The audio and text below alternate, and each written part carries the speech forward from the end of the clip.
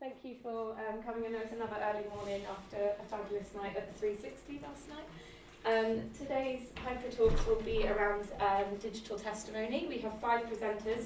I'll introduce them as they come up to present. Everyone's got around 10 to 15 minutes, and that should leave about 15 minutes for questions with the audience at the end. So it's my pleasure to introduce Dr. Sylwia Papier from the Galicia Jewish Museum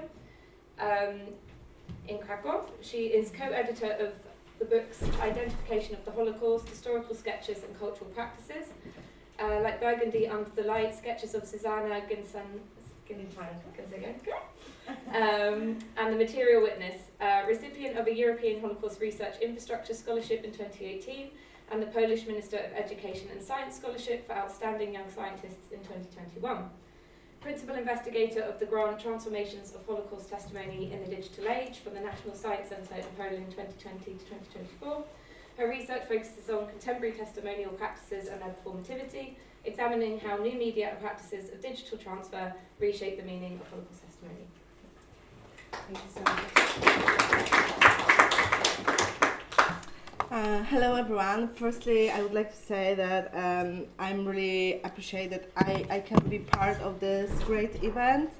What I will do today, my presentation I feel will be like an introduction for the rest of the presentation, because I want to ask you more questions than give the ready solutions. Basically, I want to discuss with you something that I work for years on. So what will be next? In which direction we are going, and where we can stop and put the boundaries around. So I believe that every one of us, at least one, hears about the Dimension in Testimony project, which I researched for like last 5 to 6 years from now. It was the topic of my PhD dissertation. If not, I will a little bit talk about the project itself, but I will not go deep into. The time is really short, that please let me read my presentation to stick to this 10 minutes I have. The gradual passing of the generation that directly witnessed the Holocaust prompts us researchers and engineers to explore new approaches to representing, preserving, and memorialization both the survivors and the historical events they endured. We are forced to ask, how do we preserve not only what they said, but how they said it, the emotions, the presence, and the silence.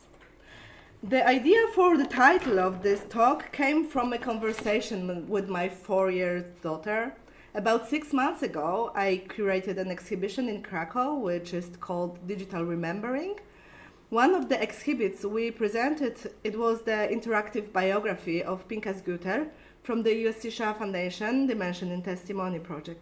My daughter approached the interactive recording of the survivor and asked, "Who is that?" We began asking him questions, and then she asked, "What else can the man do? What else he can show me?" That simple childlike question for me were as a key of thinking about the sufficiency of the recording for the younger generation. They led me to reflect on what comes next in digital Holocaust remembers as well, and whether there even needs to be a next. Do we really need more? And if so, more of what? My doctoral book focused on the Schindler Foundation, the Dimension in Testimony, as I said, the first interactive of its kind. It's the computer. Sorry, it's this one. Yeah. The first of its kind initiative to enable audience participation in survivor testimonies using speech recognition algorithm.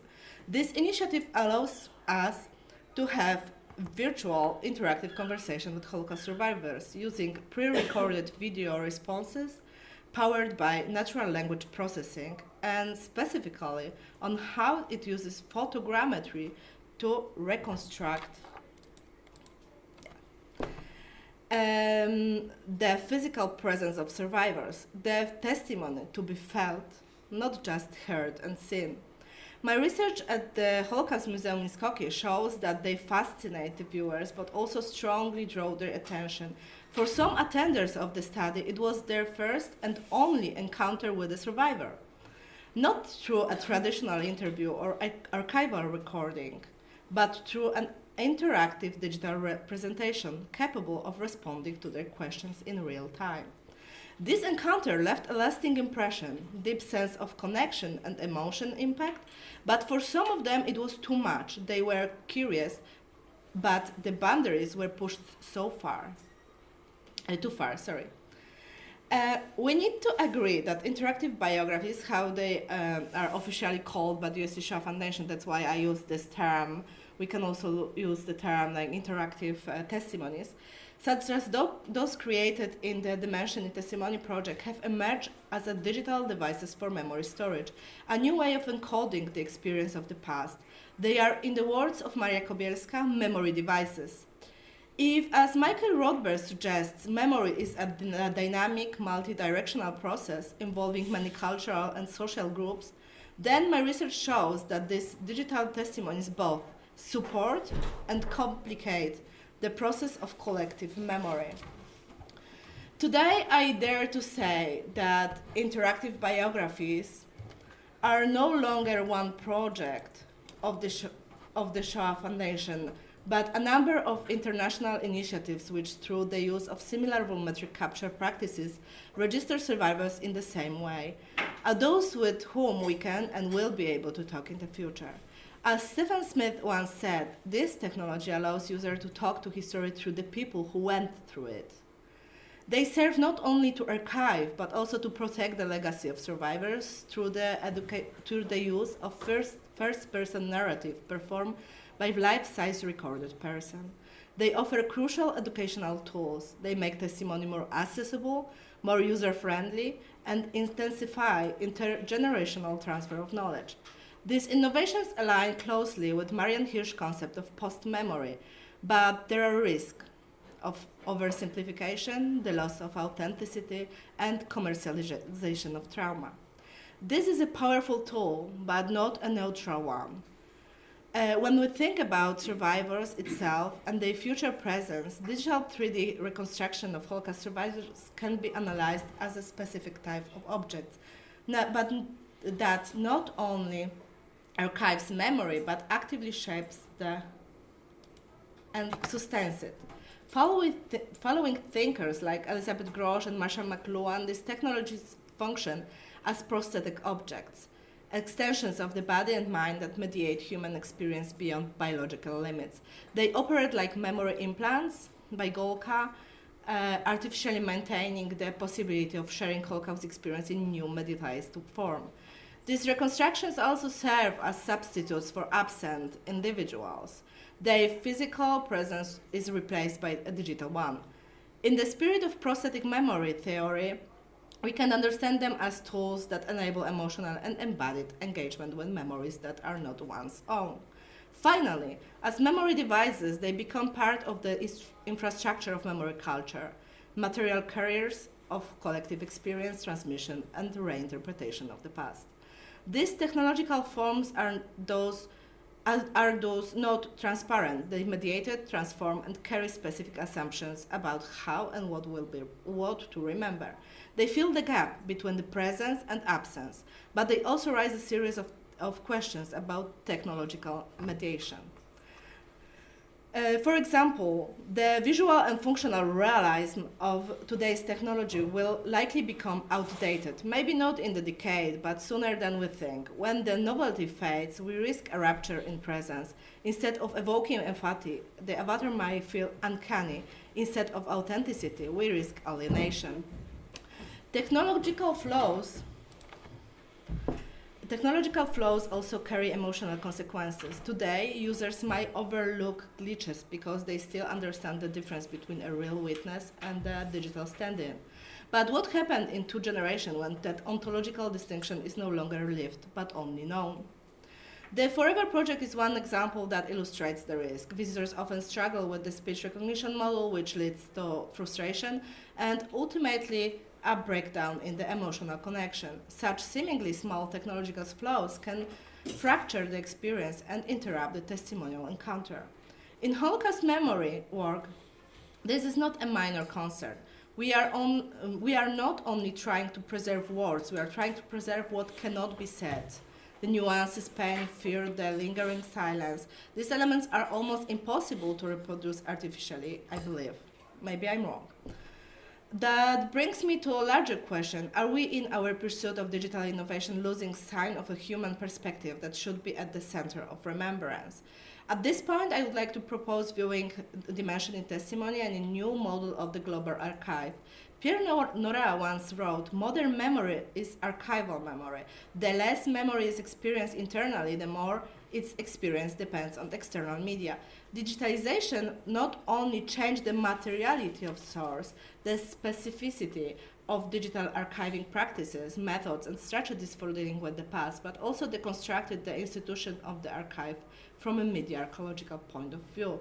So my question is, are we going to build the new archive, like the centralized one or dispersed one? What is the next step? And if the institution who record will cooperate to build one thing, or they are just dispersed around the world?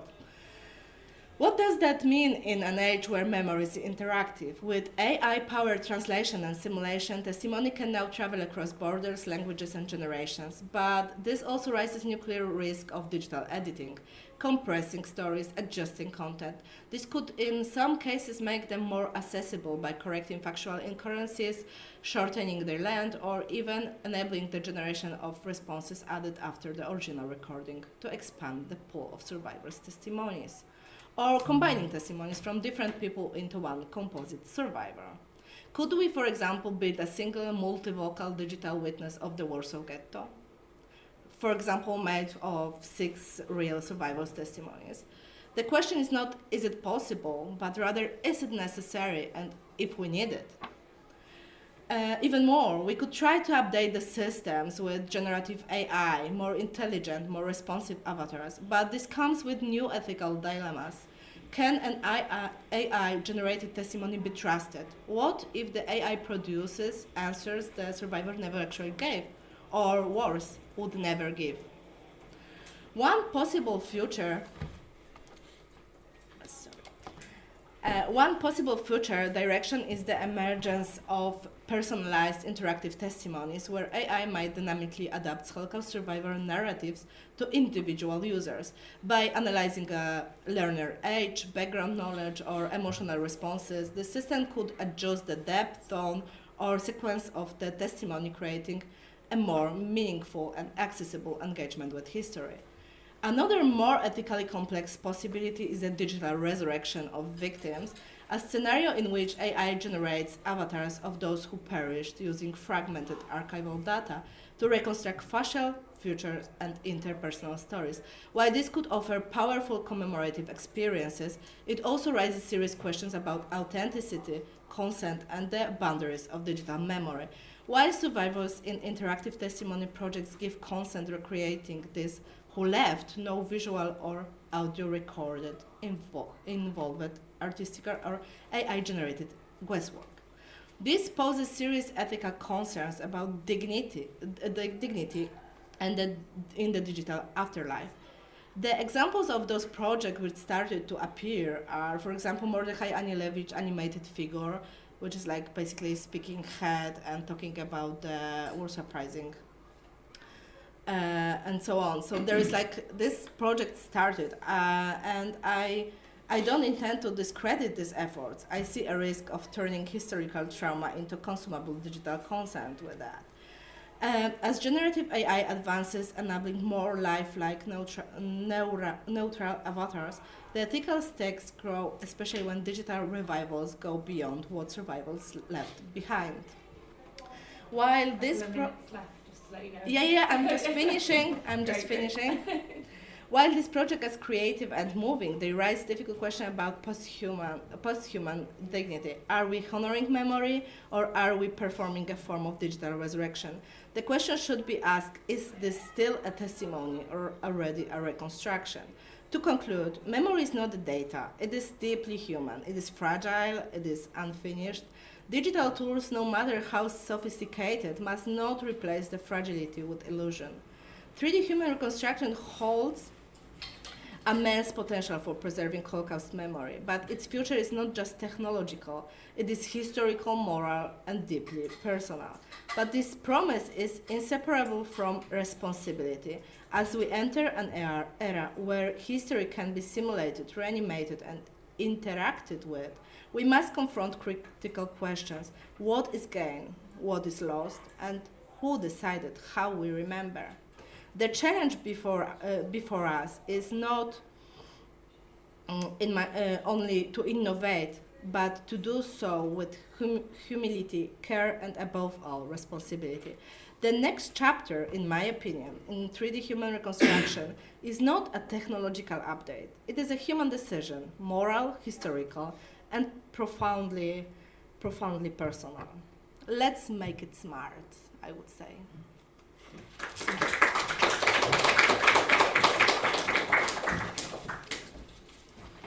Very much.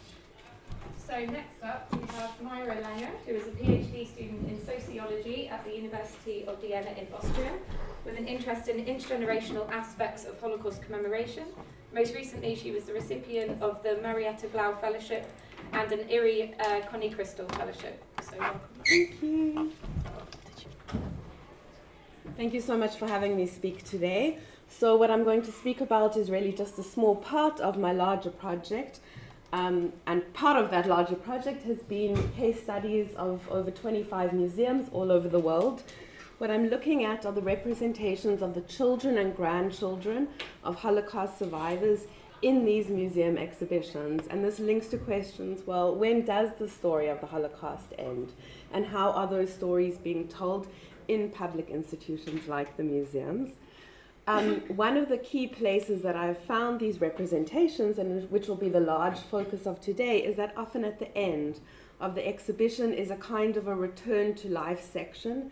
And what one finds in that section is that they neither preclude a redemptive narrative, nor do they only offer that up. And we're going to look at a few examples of that.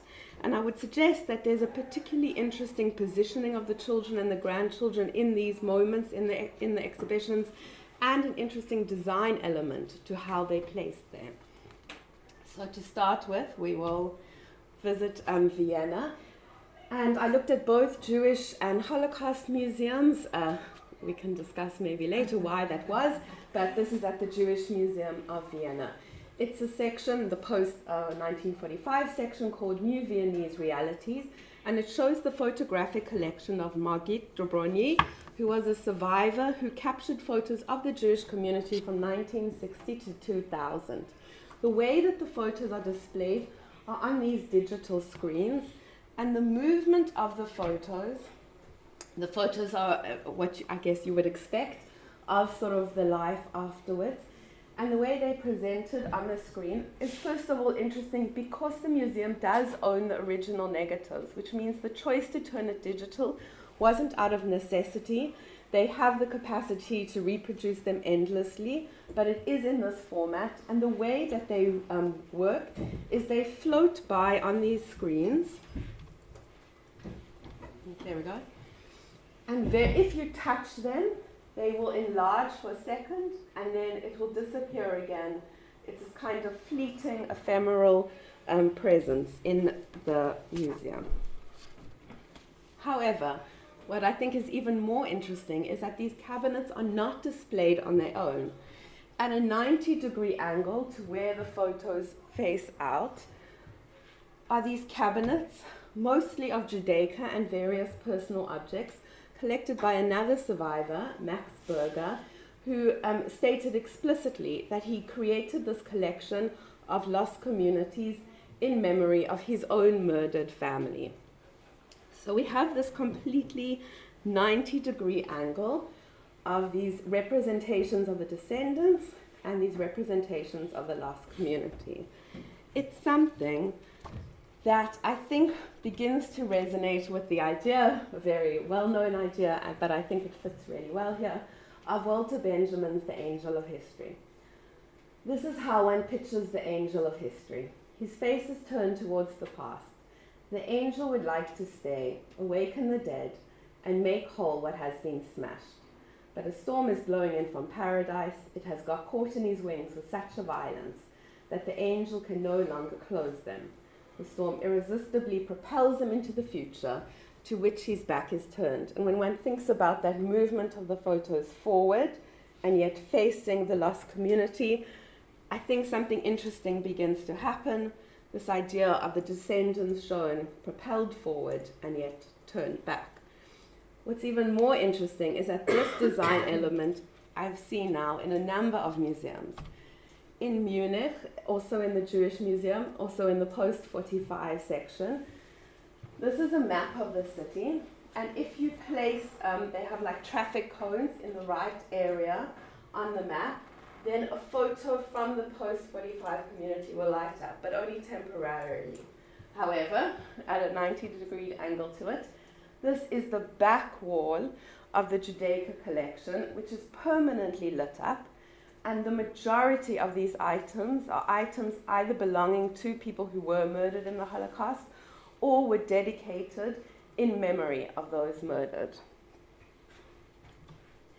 In Auschwitz-Birkenau, in Shoah Block 27, which is the Jewish pavilion, you have this in the last room of the exhibition.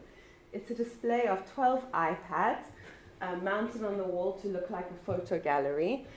And the photos contain both photos of survivors along with the descendants. But they are cross-faded with, let's just see if it'll play. They are cross-fading with photos of the founding of Israel.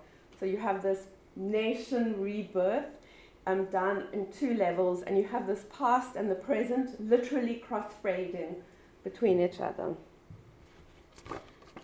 To try and understand a little bit about what it is that this presence of the children and the grandchildren is doing in these museums, I think that one always needs to look at this larger context. This is indeed titled The Return to Life, but I think the interesting thing is that it's placed in a room directly opposite the Book of the Dead in that same exhibition. And so I turned to, at the time, Victoria Grace Walden, and she talks about what is virtual Holocaust memory, and she describes it as an interstitial space between past and presence, from which one must negotiate the relationship between the virtual and the actual. And I became really interested in how she talks about the virtual as something that's distinct from the digital. So she talks about the virtual as something that is a methodology rather than just simply a medium. And it becomes something around this interplay of the real and the virtuality of memory at this point where the survivors are gone. So, for example, I then looked at the definition of virtual in terms of optics. And in optics, the virtual is related to the points at which rays would meet if produced backwards. And then one comes to this movement of, or this creation or process of refraction.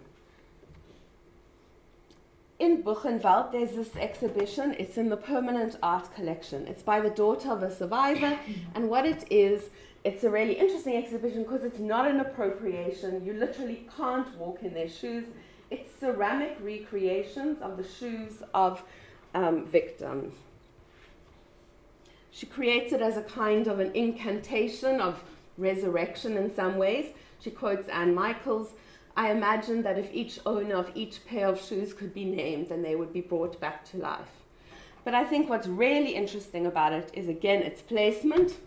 Right through the doorway, across from it, is an exhibition by Josef Schanner, who himself was a survivor.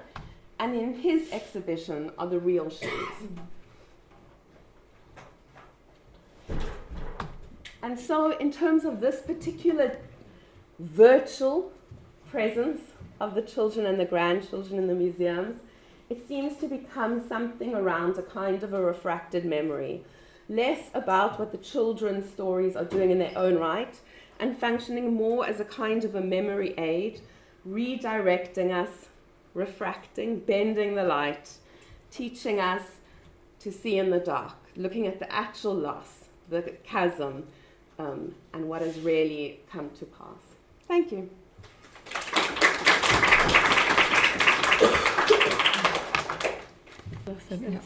Okay, thanks everyone. So next we welcome Corinna Alexandra Schindler, who studied primary education in Passau, focusing on political education, democracy pedagogy based on Jean-Claude Coulsac's concepts, and Holocaust education for young learners.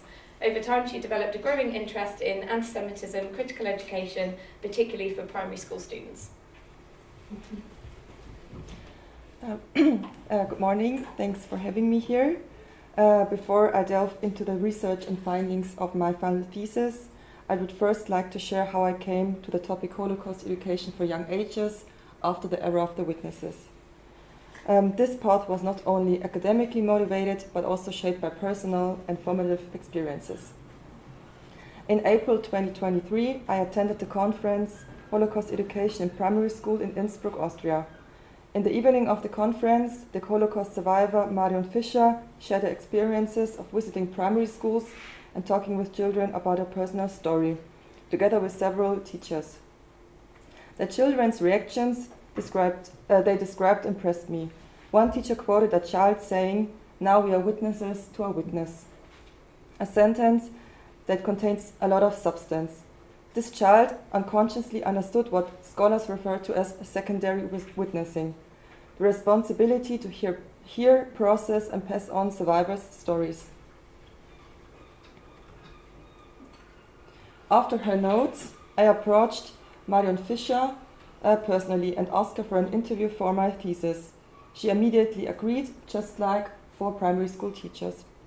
Through the organizer of the conference, the Austrian organization Erinnerung, I also was able to interview the survivor Erika Kosner from Vienna. So my research is based on these 6 interviews, 2 survivors and 4 primary school teachers. During my literature review, I soon came across the concept of secondary witnessing, the concept that the child in Innsbruck had already expressed. Children hear a survivor's story, feel empathy, understand and carry it forward. They become witnesses themselves in a figurative sense and show that they are ready to take on responsibility for remembrance. But this raises an important question. What happens when survivors are no longer among us? How can Holocaust education continue, especially in primary schools, where personal encounters are so formative? For years now, survivors' testimonies have been filmed, archived, and adapted for children. But do these media formats have the same impact as face-to-face conversations? And what about new technologies? Virtual reality, augmented reality, holograms, interactive digital formats? Many of these already exist, especially for visits to memorial sites. But they are mostly designed for teenagers or adults. This led me to my core research questions. What impact do personal encounters with survivors have on infants? What opportunities, but also what challenges, do survivors and teachers see in those conversations? And can digital formats, such as video interviews, VR or AR, have a comparable effect? Are they even suitable for Holocaust education in primary school? These are the questions I asked my 6 interview partners. And in the following, I will now share the key findings of this conversation.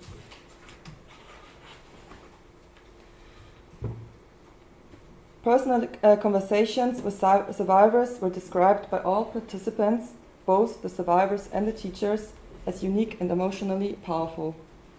These encounters allow children to emotionally connect to historical events in a way that goes far beyond factual knowledge. They meet a real person who tells their personal story as a child, the same age as the children listening. This creates closeness, empathy, and genuine interest. Teachers reported that such encounters not only deepen historical understanding, but also promote values like openness, respect, and tolerance. They can help reduce prejudice, contribute to prevention of anti-Semitism, and promote social learning. When these stories are tied to a local context, for example, when the survivor once lived in the same city or the same region, children's interest increases noticeably. They ask more and deeper questions, show real empathy, and begin to reflect and connect the story to their own lives. For the survivors themselves, speaking with children is also meaningful.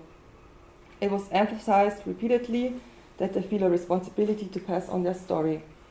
In the children, the survivors see those who will carry on their memory, in the sense of secondary witnessing. To give you an impression, I have brought along some original questions posed by 8 to 10-year-old children to the Holocaust survivor Erika Kosna. How did you feel when you were assaulted as a Jude, a Jew? What happened to your father since he was a half Jude, half Jewish? How long did you have to wear the Judenstern, the yellow star of David? What were the Nazis like for you when you saw them for the first time? When did you realize that you were being persecuted? How old were you when the war ended? Did you still have friends during the war? Were you also insulted by them? Of course, they also ask more everyday questions like, what's your favorite animal? But I chose this selection to give you an example of how deeply they engage with the topic. At the same time, everyone involved is aware. These conversations are special and become increasingly rare. That's why I also asked about digital alternatives, such as videos, AR, VR, and holograms. Here, the findings were more nuanced. Videos and AR formats were generally seen as promising, but only under certain conditions. They must be age-appropriate, carefully selected, and well integrated into the classroom. Only then they can foster emotional engagement and understanding without overwhelming the children. Holograms were considered especially interesting by several participants, mainly because they could allow interactive communication. This was seen as potentially very authentic and credible, especially if children could ask questions and receive responses in real time. Both survivors even expressed willingness to help create their own holograms. VR classes, on the other hand, were clearly rejected for Holocaust education in primary school. The technology was perceived as too isolating, too alienating from reality, and emotionally overwhelming for young children. This highlights the tension between technological innovation and pedagogical responsibility. Overall, digital formats in primary education are not ruled out, but must be implemented with great care. More research is needed, especially on the effectiveness of interactive holograms and how they can be meaningfully integrated into lessons. Limited access to the necessary technologies in schools was also mentioned as a very real barrier. However, the crucial, still unanswered question remains: can digital formats, especially holograms, really respond to children's individual questions? And can they create the depth and authenticity that a personal conversation provides? These questions remain part of ongoing exploration, but one thing is clear: addressing the Holocaust through personal stories and encounters with survivors present a significant opportunity for primary education under certain conditions. The future will require new, innovative forms without losing the core of human connection. Through these stories, children receive impulses for their own thinking and actions, and they are sensitized to democratic values, tolerance, justice, and moral courage. The goal for younger generation is to learn from the past, to help shape a never again in their present. Also, the goal for children is to pass on the stories they've heard as part of a living culture of remembrance, also for future generations. Which alternative formats will prove most suitable for primary schools in the long term cannot yet be concluded. More development, experimentation, and research are necessary, especially to better understand how these formats affect children's development over time. Therefore, I'm very much looking forward to discussing exactly these questions with you in the following panel, the opportunities and limits of these formats in primary education. Thank you very much for your attention.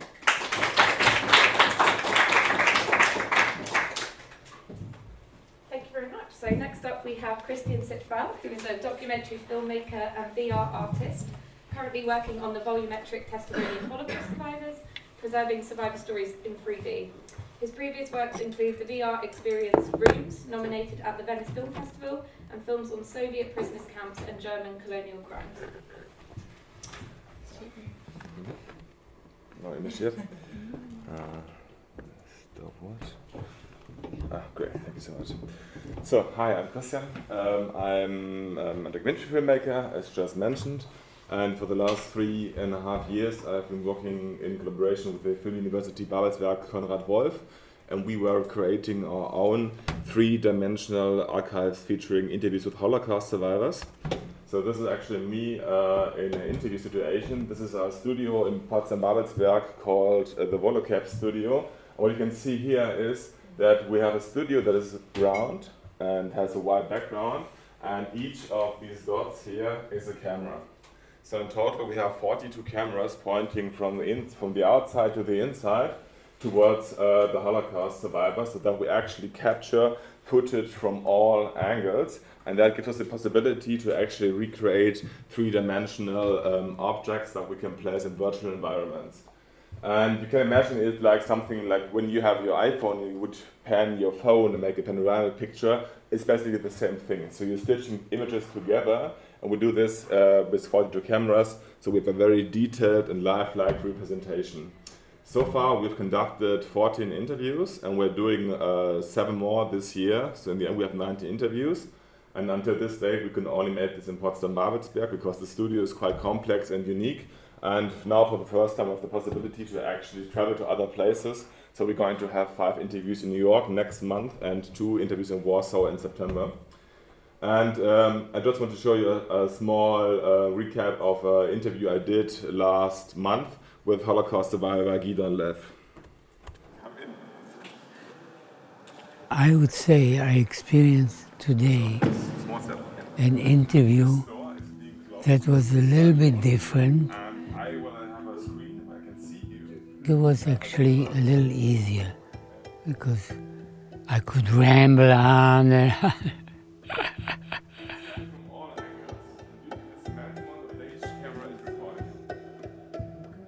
I take away the amount of details and preparation it takes to have such an interview, such an experience.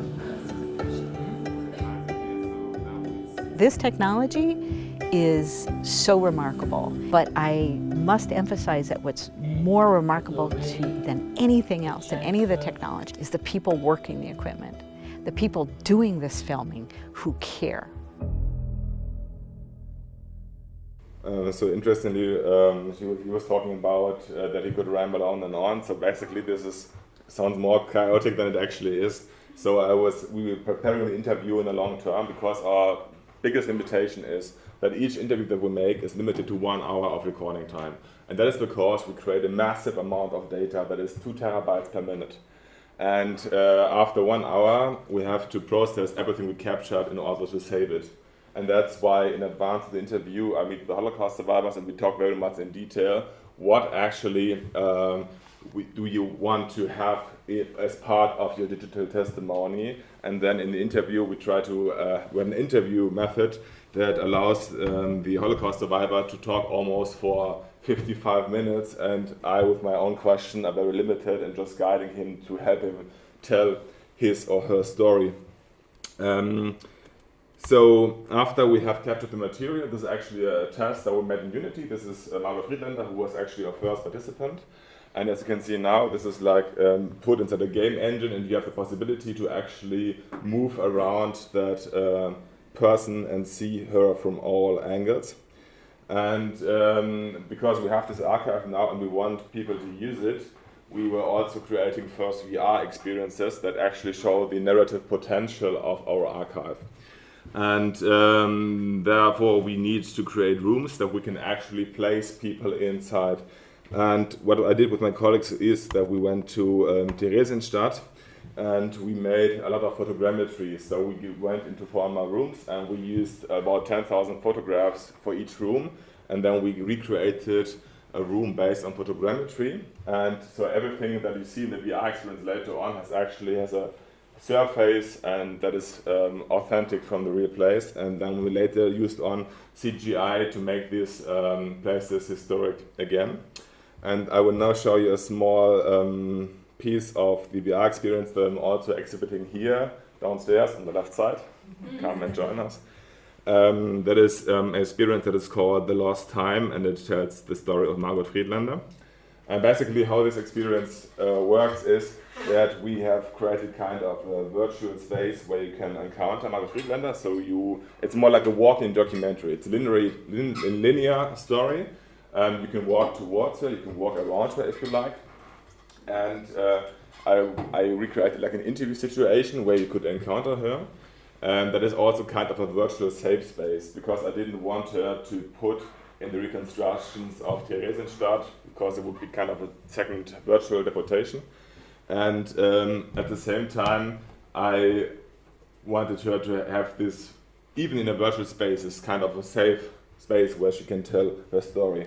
So actually the experience works like this, that we have this interview room where we can encounter Margot Friedlander, and then we go back to historic places. And while we are in these historic places, we can still hear her voice, so she gives context to that room, but she is not visibly there, and then we come back to the interview room, and so on and so on. So this is like one example of how it actually looks like. Kam mir komisch vor. War anders angezogen, als die Leute in der Skalitzer Straße sonst angezogen sind. Ich habe zu mir gesagt, wenn der ins Haus geht, sei vorsichtig.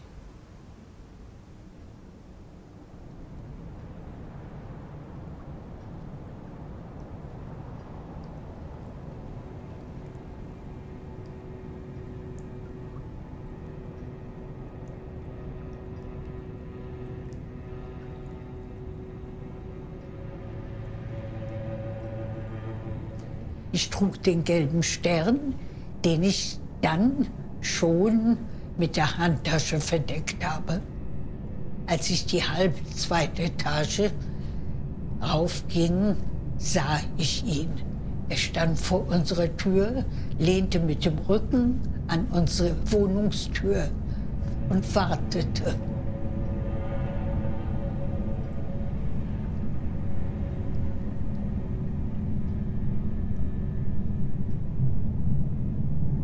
Es war der schlimmste Moment, den man sich vorstellen kann für mich. Denn da habe ich gewusst, dass irgendetwas nicht richtig ist, dass keiner in der Wohnung ist. Ich war die nächste Treppe raufgegangen und habe bei Nachbarn geklingelt. Yeah. So, and then you would go back to the interview room again and see Margot Friedlander continuing her story while we see her in presence. My roots, my artistic roots are in documentary filmmaking, and we talked a lot about interactive holograms today. And actually this is something that I was not going to do because I wanted to capture volumetric material of Holocaust survivors who are actually on site telling exactly what they told them that day, and we are able to make a 3D reconstruction of that specific interview. So actually it would be much easier, for example, to just use the surface texture of Margot Friedlander and put this on a virtual avatar, like MetaHuman avatar by the Unreal Engine, and let her tell anything that we would like her to tell.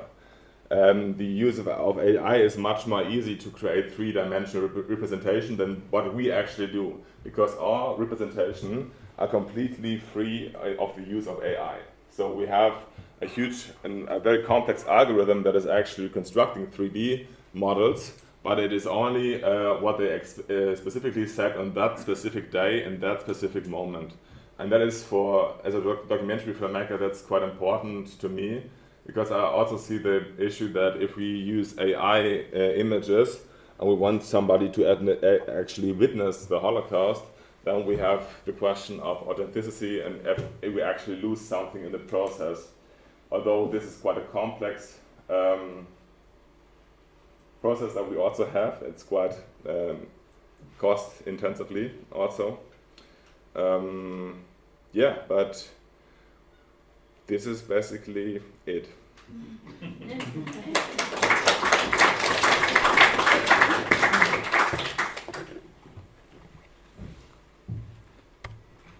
Perfect timing. So, last but not least, we're joined by Antonia Friebel, who is a doctoral researcher at the Chair of English and Digital Linguistics at EU Chemnitz. In her research, she focuses on the language, translation, and narratives of Holocaust testimonies, exploring the transformation, linguistic contexts, and pedagogical applications of interactive digital testimonies. Perfect. Yeah, that's excellent. Okay. All right, everyone. So Kate already introduced me. Hi. So I am the person who always asks questions about language, why do people say what they have to say, and this is basically always on my mind. So because I'm a linguistics nerd, of course, one of the questions that I ask myself while dealing with testimony is when people get the chance to ask a Holocaust survivor any question, what would they ask? Now, you've all been involved with testimony for a long time, so you are basically not my preferred participants because you already think way too much about what kind of questions you would ask. So then I kind of rephrased the question because our digital testimonies are available on the internet. So what changes if this conversation or like this setting now completely takes place online? And what if you're not confronted with the actual living survivor, but just their digital counterpart? Would your question, probably not your question, but with the questions of participants, change now that they get to stay anonymous and they're not faced with the actual person? So this is one of my most burning questions that I currently have. And basically, I wonder if the anonymity of the digital space leads to a change in how we interact with survivors and how people, well, let's just say how people might be not as respectful as we would want them to be because they don't know or they're not in front of an actual living survivor anymore. And I've talked at length with some of you already in these last couple of days about this. So by now you probably all have heard about interactive digital testimonies. This is just our version of the dimensions in testimony that you've heard and maybe also already experienced. So I'm mostly working with the interactive digital testimony of Holocaust survivor Abba Naor, and this is available online to anyone. So it's not behind a paywall or password protected. If you access our website, then you can access the digital Abba Naor. And this is important because we don't ask people to sign up anywhere. We don't ask people to give their actual names. They can just use it because we wanted to lower the threshold of actually using the testimony as much as we could. However, then this kind of leads me to research on this very topic, and turns out there is no research on politeness with interactive digital testimonies because it's all still relatively new. So I had to turn back to previous times where we all looked at computers and were like, oh, computers, wow. So computers as social actors, this has been researched quite a bit.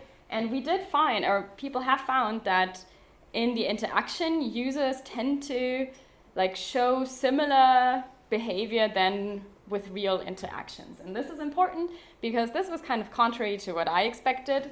But usually with embodied conversational agents, people do, or users do behave like they would in a real conversation, and they also perceive those agents as real persons. This is important because we also, if we perceive a digital counterpart as a person, we interact with them accordingly.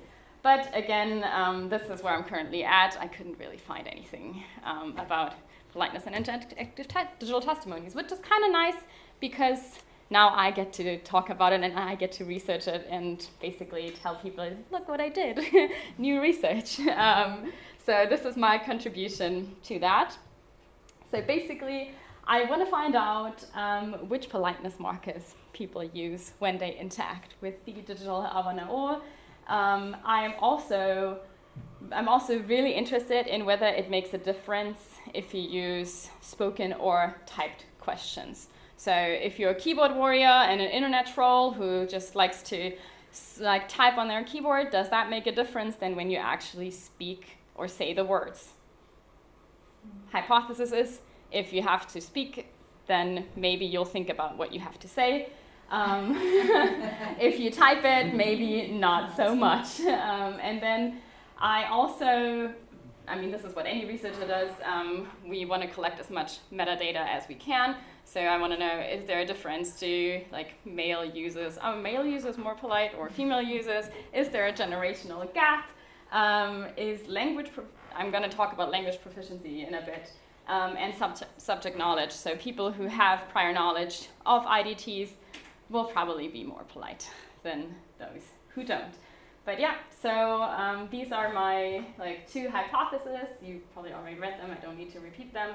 But yeah, basically, I do think that in this more anonymous or less realistic space than an actual live survivor conversation, people will be less polite overall, but if they speak the question, they will be more polite than when they just type it. So basically, we need to get data somehow, and I had to decide what exactly I want to evaluate. So this is just an overview, but utterances, of course, such as please and thank you, are formality markers, modal verbs, then any formal language versus slang, of course. But then I also wonder if people would actually use emojicons, like a smiley emoji, because it makes them feel less awkward if they add a smiley emoji after asking, what was it like in the concentration camp? I don't know. People might do that. Right now, we don't know. And then with spoken questions, we can also add intonation and back channels such as and if that makes, if that influences politeness. So just a brief overview, but I don't just want to know the formality markers such as please and thank you. I also wonder what type of questions they ask. So I think I've heard from some educators that especially young students sometimes are just curious about topics that for us are seemingly off limits, and we need to have a discussion on how disrespectful is this in the digital space. Also rhetorical questions, swear words, any slurs, and people just going in full confrontational mode, maybe even flat out denying the Holocaust. So how does that factor into digital testimony? And then, yeah, I've got lots to do, as you can see here. There are many things to consider. This is just an overview. I'm just going to skip over that because it's a lot to think about. Basically, in summary, it's a lot to think about, a lot to consider. My most pressing questions are basically the technical setup. So how do I actually get my answers? Am I inviting people to a place and then recording them? Do I let them record themselves? How do I record typed questions? Usability and data privacy is a big question, especially if you're involved if you want to get data, then your data protection officer will stand at your door and be data protection. Important. Funding, of course. And then I think a big question that I have, and that maybe you can help me answer, is should I only consider native speakers, or should I also let non-native speakers of English participate in that study? However, I myself, as a non-native speaker of English, I sometimes wonder if I come off as less polite just because I don't know any better or because my intonation is off. I've been told by native speakers, oh, we don't say that. And I'm I did not know that. I'm sorry. So this is another question that I have to ask myself, and that maybe you can help me figure out in our discussion. And then, of course, also I figured I have an estimate of about needing like 60 to 70 participants. And if you've ever done research, you know just how hard it is to get to that number. Like, I see some people are like, oh, this is almost impossible, have fun, I know. But that's also why I'm here. So if you want to help me out, I will also be very grateful, because I think that researching user behavior of interactive digital testimonies is something we need to do, because we do not have a lot of empirical data right now, and we need the data so badly to actually prove to funders, to governments, that what we do really, has significance and is empirically proven. So basically, this is one goal that I have, and the other goal that I have is, I mean, technically our IDTs are now done, they're finished, blah, blah, blah, but I wonder, because we're moving more and more towards the digital space, and our survivors will not be around in 10 years, how do we future-proof these digital testimonies? Do we need to include things like if someone denies the Holocaust, what should the reaction of that IDT then be? Should we include links to resources? Do people even care? Would people even click on these links? So these are all considerations that we have to make hopefully based on the findings that I can deliver. And I want to end this really brief presentation with a quote that you maybe have heard before. The great thing about the internet is that you can say whatever you want to say. The terrible thing about the internet is that you can say whatever you want to say. And yeah, so thanks for listening, and I look forward to discussing it with you. Okay, so we actually have a luxurious 30 minutes for questions. So I don't know if all the panelists want to just maybe, come to the front row and we can have an informal discussion. Okay, yes, first. Yes, I'm Marcus Steenkerk from the Anne Frank House. Not directly involved in doing interviews or using it, but very interesting lectures. But I was wondering, maybe a little sidestep, since I think we all agree that starting at young age to make children aware of this. Has there ever been a project where it was sorry for my stuttering, where experiments have been made with virtual children witnesses. Sorry, because now one of the speakers said it's interesting that they talk to an older people, and she's referring to her youth, so that's relates to the children, but maybe it would be even more effective if a child speaks or a youngster speaks to another youngster who in the same situation. I mean, there are no testimonies like that, but they can be reconstructed. So that was one of my questions. I mean, I think that would just raise ethical questions. We don't have existing testimonies of children, and reconstructing them would require, I mean, we don't have recorded testimony of children. We cannot record it anymore. Right? Yeah, we can't record it. Be totally virtual, of course. So, I mean, it's always about ethics. I think there is another project, Young Again, Never Again, which I think is, if anyone knows it in the room, which isn't it's not a DIT, but it is thinking about reconstructing older testimony using AI and sort of Young Again, Never Again. So I'd advise that you have a look at that. But that's quite a new project which is causing ripples in this debate. Young Again, Never Again. Okay. Does anyone else want to sort of speak to that idea? Yes, thank you for these fascinating talks, and I've got so many questions, I'll just limit myself to 2 and catch you later.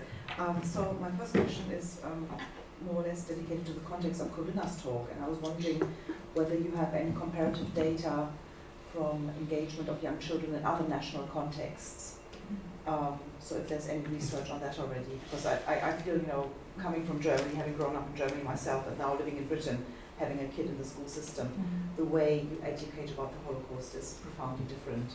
I was wondering whether you take that into consideration on a meta level, or if there's any other scholars that you work with in that context. And my other question is related to Christian's work, and we already talked about this yesterday, so I feel I've got like a very unfair advantage here.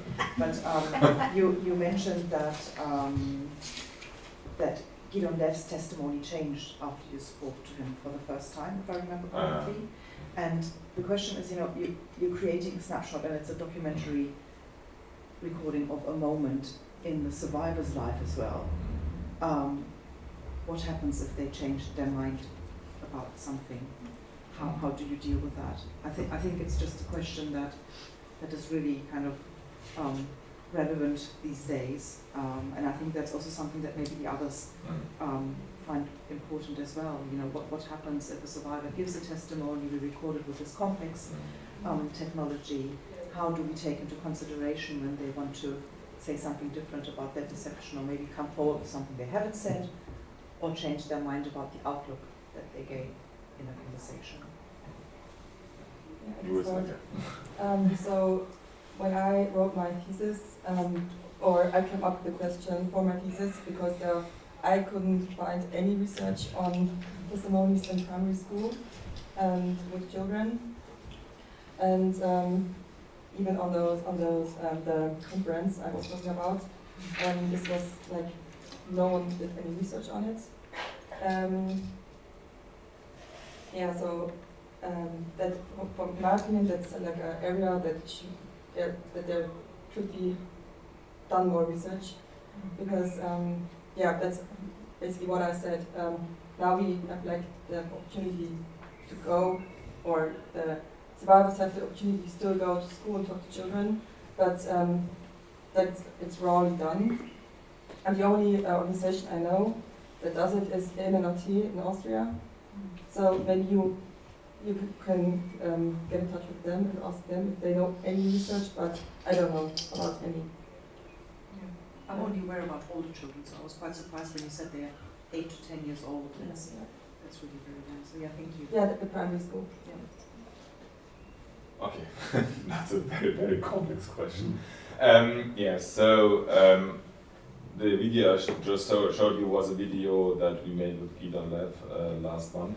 But what I was talking to you about yesterday was we made an interview with Leon Weintraub, Auschwitz survivor Leon Weintraub, and I did the first interview with him 2 years ago, and then I did another interview with him after he was in Tel Aviv on October 7th, and it was quite interesting for me to see, because I was meeting him 2 times in the same context, and his testimony was completely different, completely. And it was kind of heartbreaking for me as well, because when I first saw him, and Leon Weintraub was fighting against anti-Semitism for 25 years, had his own foundation and a lot of work, and always said that if there's bad people, they just come from a strange background, have trauma in their childhood, and you genuinely believe that people are good. And this basically changed after October 7th, and I was meeting him in a hotel, I think 5 days after the terrorist attack in Berlin, and we talked again about his first testimony before we made the second one.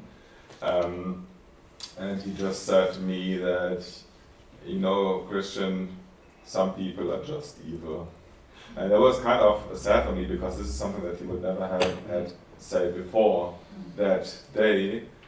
So he lost so much positivity after October 7th, and it was very interesting because like a few weeks later we made the second interview that was focusing on his life after the Holocaust, and now I have 2 testimonies of him which differ a lot, and actually there's no good solution in how to fix this issue, if it is an issue at all. I mean, like I have 2 recorded interviews on a specific date, on a specific place, and there was happening something in between. And of course, you have to name the context in which the interviews was created. So if I would make a VR experience, probably I would not mix the footage. So I would rather make two experiences that have a different narrative focus.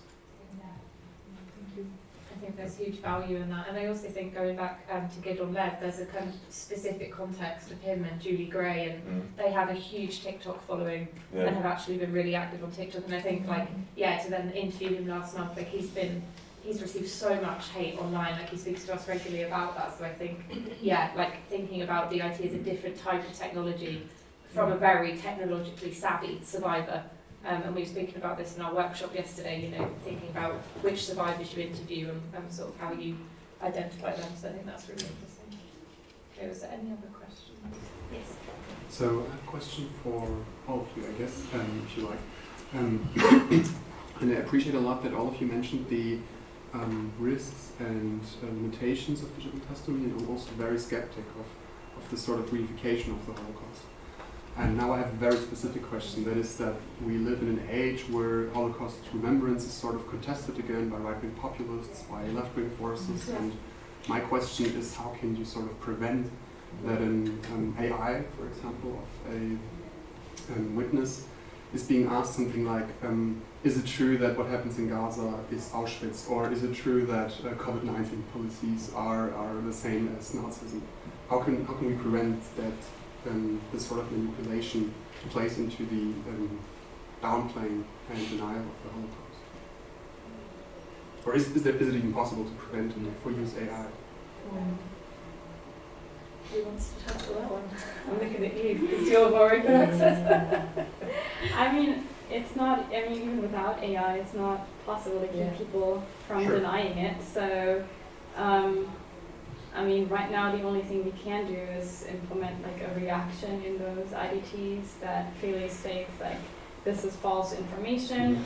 For like more info, please, and then like a very easily accessible website that explains it in a very easy language that no, this is not true. But again, it's really hard to prepare for something that we did not see coming. Like when we filmed Abonamo in 2018. It's been 7 years, and so much has changed. So it's really hard to prepare for what you can't prepare for. But even before there was this narration that this interactive testimony were done because we need the proof that the Holocaust happened. So that was this kind of narration around that we need to have like the direct proof. And someone will come to the museum and say, okay, you've got it, but it's like, it's a digital, it's fake, where's the real one? No, it's this kind of tensions in between. I think as well, another thing we spoke about yesterday, the Forever Project had some responses in it which time-stamped themselves. So how was your breakfast today or something? He'd be like, or how are you? He'd say, I'm fine, but I'm sitting in the studio in 2015. Yeah, that was this problem with the project. I, for example, interviewed the survivors who were like recorded in Forever Project, and they put the huge hopes in the project because they travel a lot around the world and they wanted to have these duplications of themselves who can like continue the story. But anyways, it failed. It failed, and they have to do it still by themselves because they feel they own that the project is not working. Yeah. But I think the trade-off there is, are you creating this illusory dialogical encounter, or are you saying, realistically, I'm for the latter. I think it's about digital literacies and making people, and Amy can speak to this, but educating students, for example, about what this technology is and not trying to create this kind of, oh, you're having a real conversation. And part of that might be a safeguard against what you're saying, which is that kind of duplication, remediation, abstraction, and AI novels. Yeah, Clem. What do you mean by it's failed? When you're talking about the Forever Project just then? I said about like this technical issues with the project. So basically, this interaction with the recording is not so flow, and it's not so like it not looks like, I would say, like real conversation because of the mistakes, because of like the technical like issues that the for example, the clips are cut, like they are.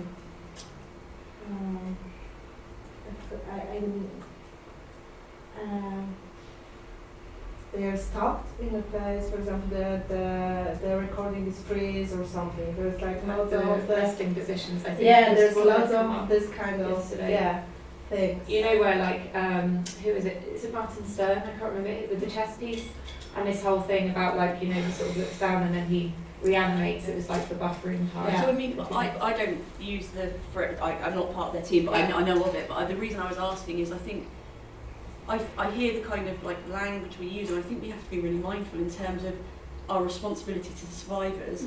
Yeah. A survivor has recorded their testimony, and the tech part might glitch and there might be a problem, but there is a possibility to fix how the tech platform works, and I think the testimony hasn't failed the initiative. I don't think, I think actually it matters in terms of how we think about this, because I think one of the things people often think about, and when we were recording testimony that was meant to be interactive, we were thinking, actually, there may be problems along the way, as with lots of formats of filming, and what you have to have your methodologies. But I think the word fail that I picked up on it, because I think we have to be really cautious about. It doesn't mean you can't ever use it. I think it's just how do we overcome the barrier that we are seeing. And I understand what you mean when you To echo the sensitivity around language, actually, it's a good point. So when we did some other testing of our database with a closed allied group, we didn't know how to tag failures in other projects. So I don't know, when you get kicked out the app or something's not available when it should be. And that's something we've had to sort of deal with as an indexing and tagging term for the database. And straight away people were like, would you call it pinch points? Well, that's not going to help, non-native speakers. Like, what's a pinch point to various languages? So how do we kind of, quantify and describe what failures are through a tagging of a system? And that has come up actually. And I think even, again speaking personally, I think even if you decided, right, well that whole platform is never going to work as we envisaged it, you have an incredible recording that can still be used in a, you might have to work out how you use it, but I think the tech and the digital side we can say, well, maybe that didn't work, but there's still value in what you have. Yeah, and to play devil's advocate, actually, a lot of my research looks at the production of when things break, and I know Tobias sort of mentioned that yesterday with some of the games as well, and how frustration and fruitful comes from moments of disruption and fragmentation. Sometimes that is tech breaking. So there's so much possibility there for us as users, I think, to actually be productive producers. I would like to add something to the technology issue and when platforms are not working properly and so on. So basically, what I learned when I was using this kind of innovative technologies is that you have to calculate digital technologies like in dog years. So it's like it so fast. For example, when we make the reconstruction of Margot Friedlander, this is like 2 years old. If you would do this today, the results would be much better. And that is for one specific reason why we choose a different approach to our project. So we create a massive amount of data, and we, for example, save all the raw material. So we're talking about petabytes, so like €500,000 of just hard disk drive to save this stuff. And the thing is, we are saving the original footage from each individual camera so that we can always use the latest algorithm to recreate human beings. That means that in contrast to most other archives that go worse after a while, so if you have celluloid material after 50 years, you have to be aware that it's not falling apart. But in our archive, it becomes better and better each year. So the next VR experience that we are going to publish has a much more lifelike representation than we had in the first one, although it is the same source material. And there's one more thing about how to fight Holocaust denial and lies online.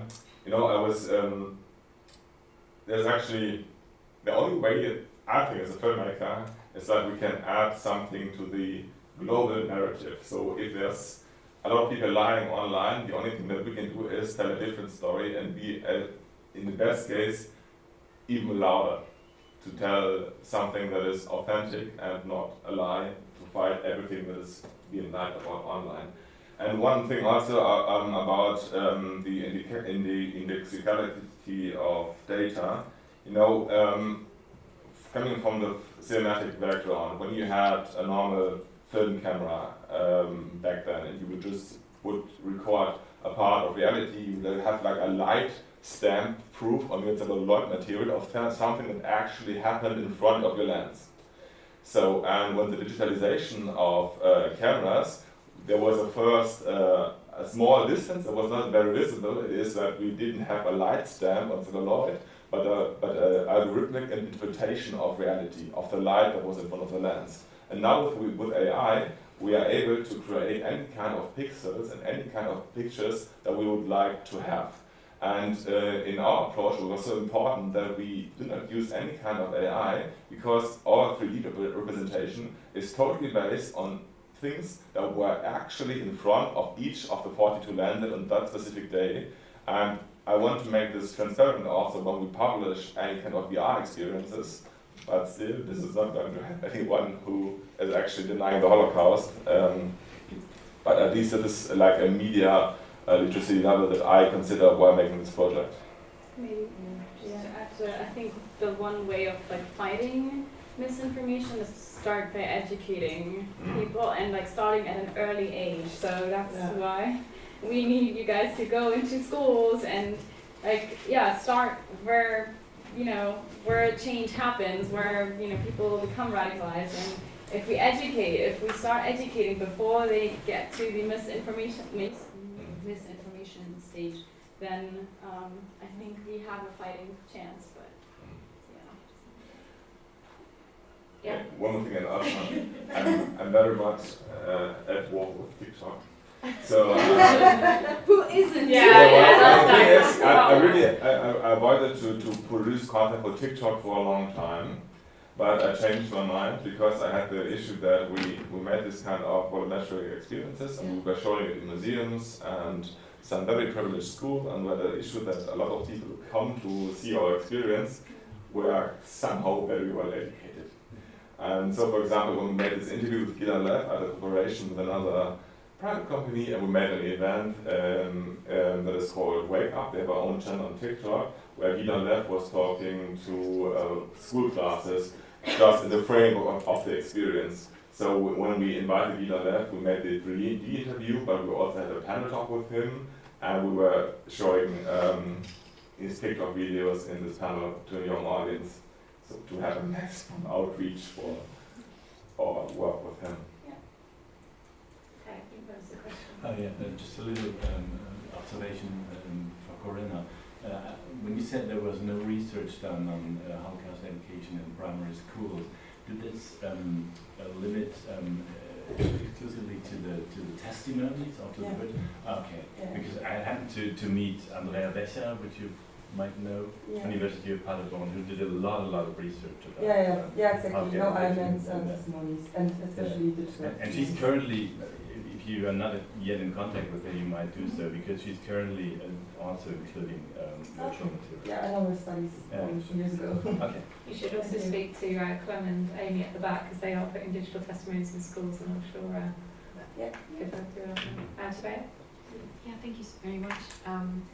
Thank you again also for bringing up this, how we talk about failure and how we talk actually about digital testimony, because I'm also very glad that Lina yesterday introduced the term of discomfort once again, because what I was wondering about it, what I feel more and more strongly about is that I think the way we talk about mastering now or trying to find new formats, and I'm very much reminded of Ernst von Alphen when he said, when we talk about actually Holocaust education, we have to get rid of this idea of mastery, of ever getting it. And I think now somehow it has shifted.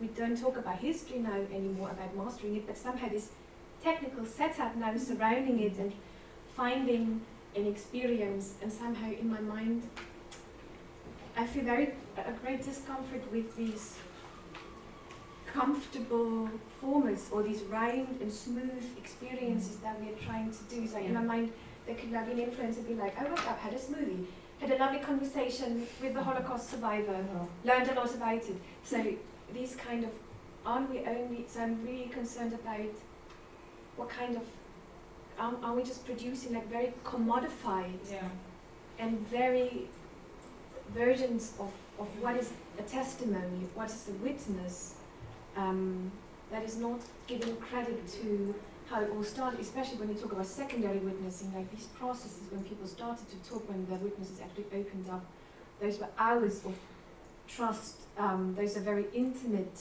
situations in the beginning, and now we're at, you have an hour, give us what you have, and then this is what it's going to be. This is very reducing, and I'm sure it doesn't give credit to all the work that goes into it, but just from all the setup, yeah, I'm feeling great discomfort right now. I think there's a tension too, and people have discussed it throughout the conference, around like establishing ground truths or establishing formulas and strategies and policy reports, and how we like smooth out a process that then people are following, which is much needed, right? Guidelines, recommendations, and on the other hand, not to be prescriptive to the point of repetition or smoothing out a lot of those things. And then I think it's a question of like, yeah, I guess, are these other formats, what's visible and what isn't, and is it that this short form TikTok format or a 50-minute becomes the dominant, or do those other media and secondary witnesses, third witnesses who also speak, right? It's not just... Yeah, is it necessary that the glitches remain? Yeah, maybe that's the question. We can talk all day about that. Is it necessary that they remain, that we always come back from breaking this idea of immersion? I would just love to hear your thoughts on it. So actually, I would like to invite you to see my VR experience. So it's not very comforting, I would say, but you saw it. Yeah, but I get the issue. It's like the technology is kind of overwhelming, and we talk about it a lot, all the time. But the good thing in my work, for example, is that I have a team of about 10 people doing the technology stuff for me, and I do the same thing I would do like whenever I would interview make a normal interview with Holocaust survivors. So it's not that my focus in my work is definitely not on the technology, not at all. Just want to ask, does anyone have a question for Mirah on the end? I'm all good. I just wanted to add on what you said about kind of the pursuit in perfection and trying to find this ideal way of teaching, well, using testimony after survivors have passed away. I'm from the National Holocaust Museum UK, so I feel quite entitled to defend the Forever Project.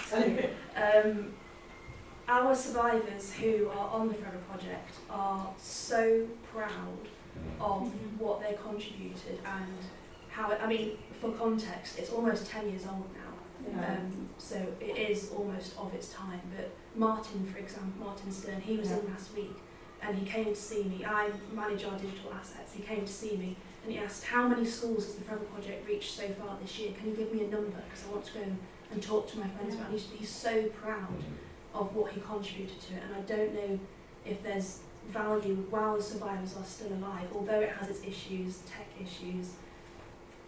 If, I don't know, in 10 years' time something AI generated was made using his testimony and he's not there to give his opinions on that, I'm critical of signing things off as a failure, and also I don't know if I should be disclosing this in terms of my job. With the Forever Project, we're facing issues with tech support. So, on the down low, one of the main companies that supported the tech support for it have gone bankrupt. And we have lost the tech support to support it and to update it at the minute. As well as that, the funding, I've spoken to many colleagues here about a lack of funding to support digital projects afterwards. What's the longevity of digital projects to support them into the future? There isn't. We pay to create it, and then it just sits there, and it almost becomes of its time. So I just wanted to defend the Forever Project a little bit as someone who works with it on a daily basis. I think, just to echo, I think that you articulate it way better. I think that piece about the survivor is what I was kind of getting at before. And I think you have, that's central, like, there is a survivor that has been part of, and we might not in these conversations always talk about the process before you get to the recording, but there's a survivor who has opted to do this, and really, like, for us when we're recording, I know for NHCM when you're recording, like, this is about, does that survivor want to do it? And they do want to do it, and I think what you said there, you can't write something off. Like for Martin, okay, well, that tech might not be working right now, but he hasn't noticed the tech issues. No, That's and it's not a failure. Exactly, and I think there's still so much opportunity there, and there will be a way to get through it. But I think that has to be kind of a really key part of thinking about where we go next. And I think there's an emphasis here on the language, right, and the words we're using. We've had some of these discussions with games. It's like, I think we're probably all on the same page in that there's productivity there, we're putting the survivor effect, like there's all these things that we can do. We don't delete material. It's not necessarily, so I think it's this thing on language as well.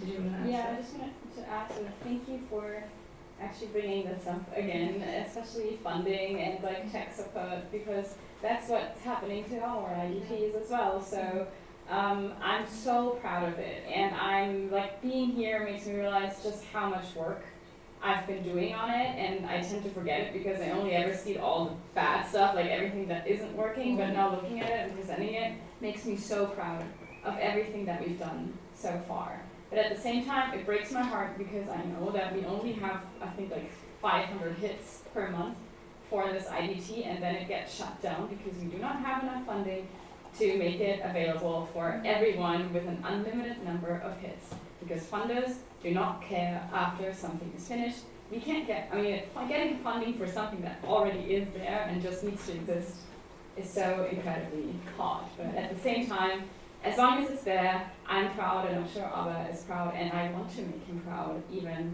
after he's no longer there. So yeah, we need to remind ourselves of that we've done.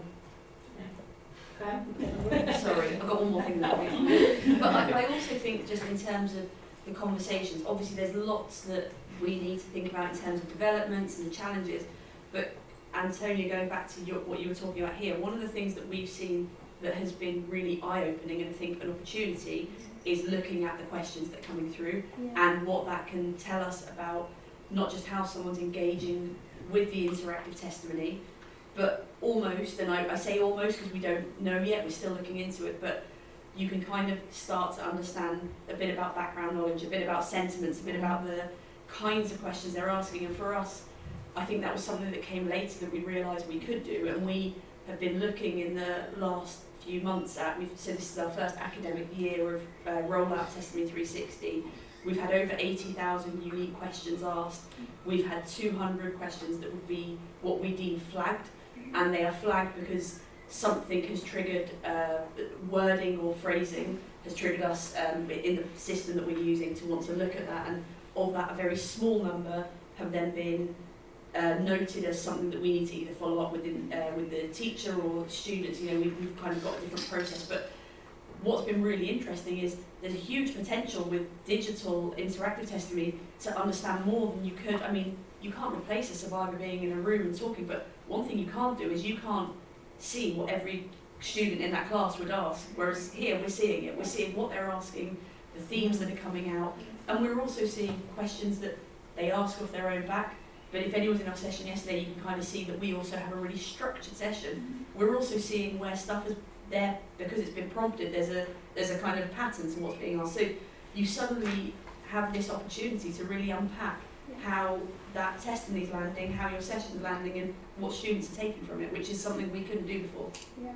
Following on from this kind of understanding how they're also speaking and asking these questions, like at risk of being provocative on the last minute of this session.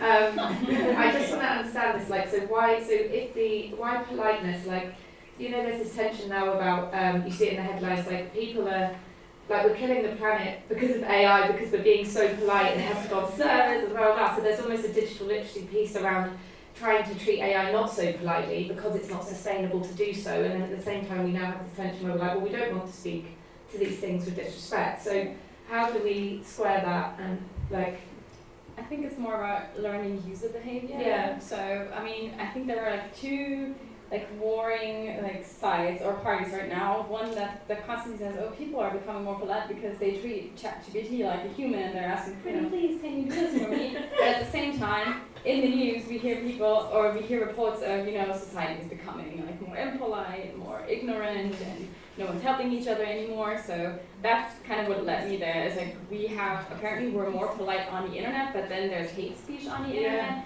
and I can't really figure out where we are right now. Yeah, it's a really important question. Yeah, and then this just led me to, okay, but then how do we interact with digital testimonies, and what should we then, I don't know what my findings, that's kind of like, I have no idea what my findings are going to be. I mean, I hope, intrinsically, because I also believe people are inherently good, right now, but I hope that my findings say that people are more polite than I think they are, but I don't know yet. And yeah, I think I'm interested too around this idea of, do you use the text function or do you use the microphone? And whether, because I do think there is a way that you could better use the system if you use, you understand how the keywords are going to link, if you use maybe less words, more precise, and where that has a position for being polite is the piece. Yeah. Okay, is there one more question on the floor? Or is We've got hundreds of questions, but I'm take it outside. Okay, thank you so much.